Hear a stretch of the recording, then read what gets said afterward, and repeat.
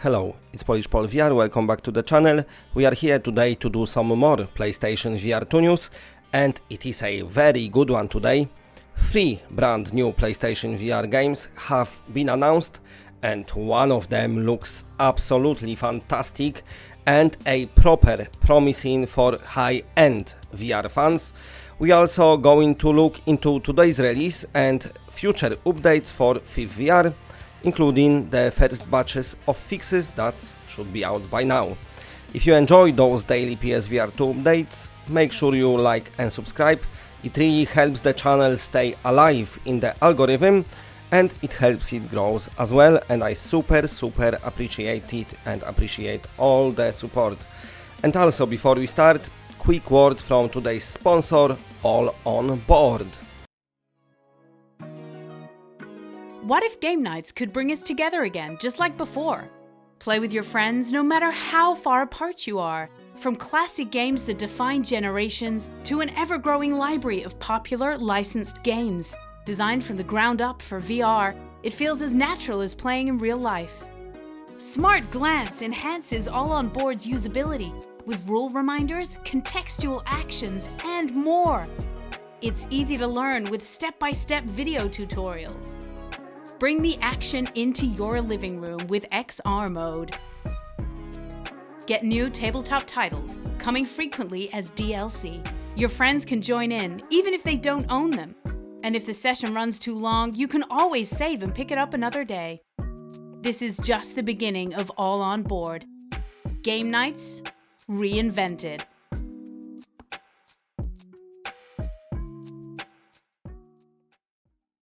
Okay, let's go. We've got a pretty cool story today, a brand new PlayStation VR2 game announcement from a studio many long-time PSVR players will instantly recognize. Phosphor Studios, one of the earliest supporters of the original PlayStation VR1. They are back. Those are the developers behind the Brookhaven experiment, one of the first titles that really showed what VR horror could do. And now they're returning with something far more ambitious, Automa. Automa is described as story-driven action-adventure built entirely for virtual reality. And the big focus here is immersion. The world is designed to feel alive, reactive and grounded, with believable physics and intuitive interactions that encourage players to experiment and explore. They are saying that they want moments to feel emergent, where things happen because of you, not because the game scripts it for you. That's the kind of design philosophy high-end virtual reality players have been asking for, and we do appreciate those little touches like that. And speaking of high-end, the trailer looks very impressive. We're talking here rich environmental detail, atmospheric lighting, the pretty cool looking world itself. This is like not a lightweight VR project at all. Automa is shaping up like a proper premium virtual reality title, and that makes it super excited for PSVR2, which of course has the horsepower to really make visual like this shine. The story takes place in a near future Southeast Asian city where fears of AI misalignment are beginning to come true. Autonomous forces have taken control, and you play someone who made a desperate deal to protect their family. But the game teases one big question. What exactly did you agree to, and what are they going to demand from you next? There's a strong sense of mystery and tension here, mixed with exploration and action. Visually, tonally and mechanically, Automa looks like the kind of virtual reality world you want to step into and just lose yourself in. And yes, it is coming to all the platforms, PSVR2, PCVR and both Quests 2 and 3. It's ready to wishlist now on Hong Kong PlayStation Store, so it should soon appear in other regions. Moving on to another game, Death Horizon Reload has just gone live on the Australian PlayStation Store with a wishlist option. Now it is in Australia, so that usually means a full rollout to other regions is right around the corner as well. This is a port of the older Quest title, a story-driven zombie shooter built specifically for virtual reality. You explore dark, abandoned facilities, fight through waves of wounded enemies, and uncover what caused the outbreak. The game features full locomotions, a solid arsenal of weapons, fast reactive combat. It's a classic no-nonsense virtual reality survival shooter, atmospheric environments, tight gunplay, and plenty of zombies to kill. And now let's move on to another game, and this one is called Shop and Stove, which is already out on Quest as an early access for 11 quid, and while it hasn't made maybe huge waves over there, it does hold a positive rating from players. And once again, just like the last one, the PSVR2 version has now been spotted on the Australian store again, which usually means, like I said earlier, rollout should begin soon. And credit where credit is due, all of those early store discoveries were found by Reddit user PC Machinima, so shout out to them for doing the hard digging. Shop and Stove is a quirky VR supermarket simulator, and it's exactly as chaotic as it sounds. You start in a tiny roadside mini market and try to build into a thriving store by stocking shelves, dealing with strange customers, chasing off shoplifters, fixing broken shelves and self-checkouts, and cleaning up all kinds of unexpected messes. Now, next story, we're gonna speak a bit about PSVR, Legacy of Shadows. So, I want to give update on this game. My full review is now up on the channel, where I scored it 6.7 out of 10. I said in the video that while the game has some issues, there is definitely untapped potential on PlayStation VR2, and I'm hoping future updates can elevate this experience higher. The studio has sent me some info about today's day 1 patch plus upcoming updates, so I will go through it with you together. We go through it all. Okay, so for this part of the video I didn't actually write a script. I was thinking it's gonna be easier and I can actually tell you more by just going through the points of today's update that is out with the game you buy in, or might be out tomorrow, and then what's coming very soon in just 6 days time, and then a lot of future update as well. So let's start from today. This is what the studio sent me today earlier on, and this is the launch fixes for PSVR2 and Steam, and this is at launch or on December 5th, so I'm assuming it's depending on the region and where you are, and Meta will get it on 8th of December due to the restrictions on day 1 patches, which I didn't know exist, but here we are. So we're gonna start from the lightning and brighter, clearer lightning, and I'm assuming that is for the Steam version. So PSVR2 version is way too bright, but also I think the contrast and saturation is not right as well, because it's very grey, so even the blacks, when it's dark, it's still grey and light, but you kind of see in this grey out image. It's strange to describe, because as you're recording it off the social screen, it looks alright on flat image, but in the game you see it, and the colors are kind of like not transitioning smoothly. So I'm assuming there's something to do with HDR, either not working or maybe they're not using it at all. It's like I said in the review, it doesn't seem like the game actually utilizes any of PSVR2 features, but they're saying basically several areas have been refined to improve visibility, navigation, and stealth readability. Now, I didn't, to be honest, with stealth, I played whole game kind of stealthy. I managed to complete it all without killing a single guard, and really avoiding the combat quite a lot, which is how you should really play Thief. But yeah, I don't know, I find like stealth, I'm finding alright. But anyway, streamlined save system, and this is something what I really like that they've done. I kind of spoken about it in my review. So when the missions are long, and they can be very long, plus even longer if you're trying to collect stuff, like I'm saying, you can be like hour plus in one mission. And if you have to quit halfway through, just, I don't know, you got busy, life, something happened, you have to go somewhere, be at work, and then you try to come back to this mission after quitting, you have to start over. If you die, then yeah, the game will bring you to last checkpoint, but if you quit, then in my review copy it's made you start over, so that is fixed now. And I want to mention it because in review I kind of complained about it, but then it is fixed on the launch release. And it's saying here as well, so basically when you continue the game, it's gonna bring you to your last checkpoint. Smoother window traversal, and this is climbing through the windows is now far more responsive and intuitive. I didn't have problem with it. I'm gonna say the game gives you two ways of climbing through windows. So you grab it and you pull yourself physically, or you just grab the ledge and push your stick forward.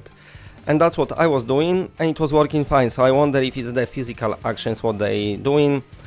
I don't know. For me it worked fine, and same, I didn't have any problems with the bookcases. They saying they function consistently now. I don't know. That was fine for me. There is some puzzles with bookcases as well, and then they open and you can go through like a secret door. Everything was fine for me.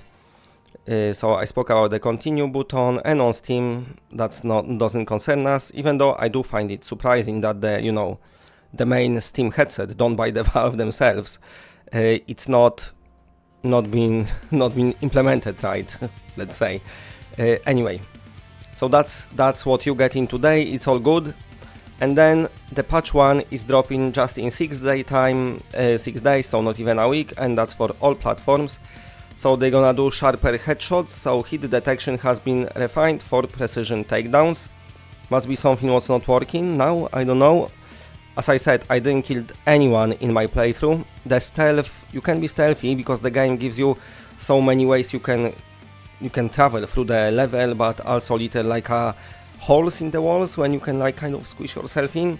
So once you like, let's say, enter the room, you quickly scan it around with your eyes. You don't even have to use your like a special vision.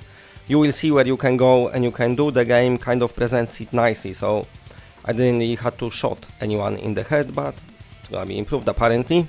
Fix for guards not blinking or closing their eyes while sleeping. So yeah, I've had this problem, so it's not fixed in day 1 patch, so it's gonna be fixed on 10th. I didn't mention it in the review because the review, when you get review copy those days, they usually got some issues because the game not had all the patches yet, and usually the developers just tells you, yeah, it's gonna be fixed, we're fixing stuff, it's gonna be day 1 patch.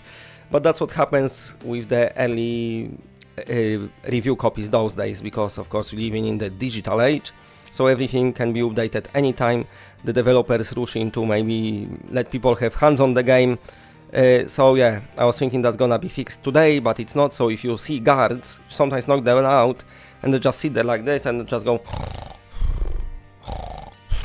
which is quite funny, but yeah, that's gonna be fixed apparently soon. Inventory interactions, picking up, switching and using items now feel more accurate.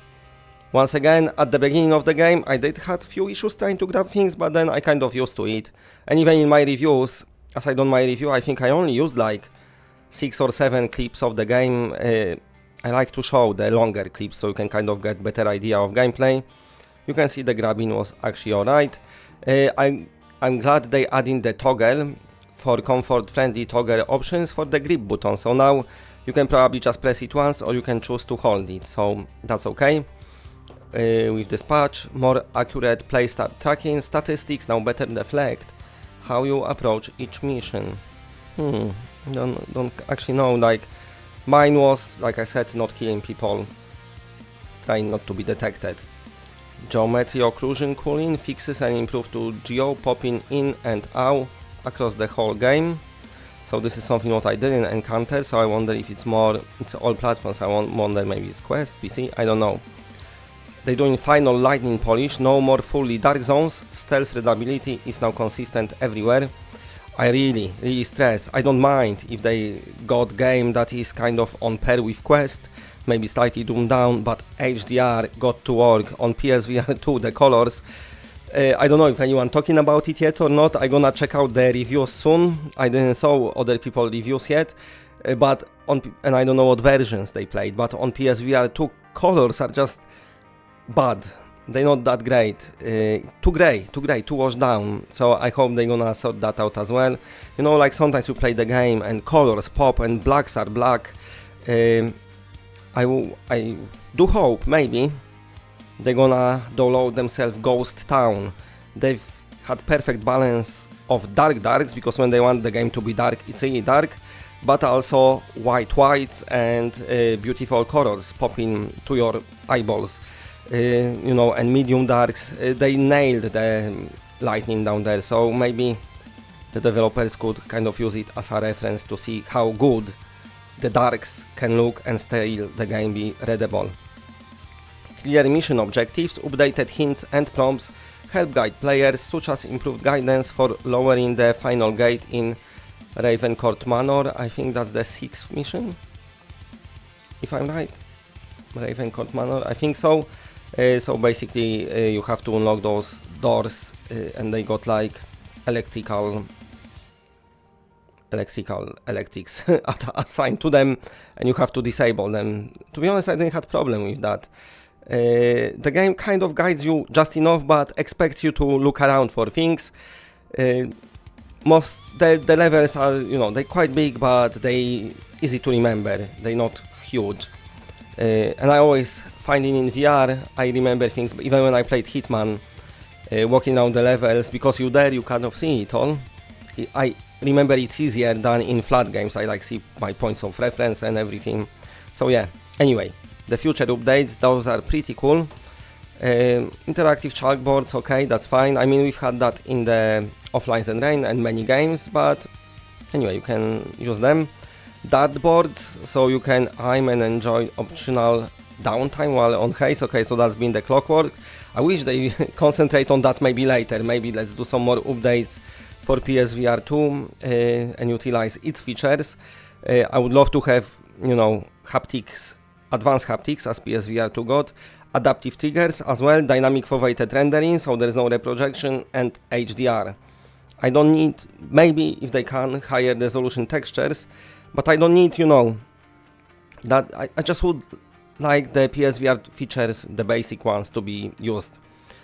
Persistent ward states, knockout guards will remain knockout. Okay, so when you knock them out but reload the game, they come back to life. Yeah, that's pretty alright.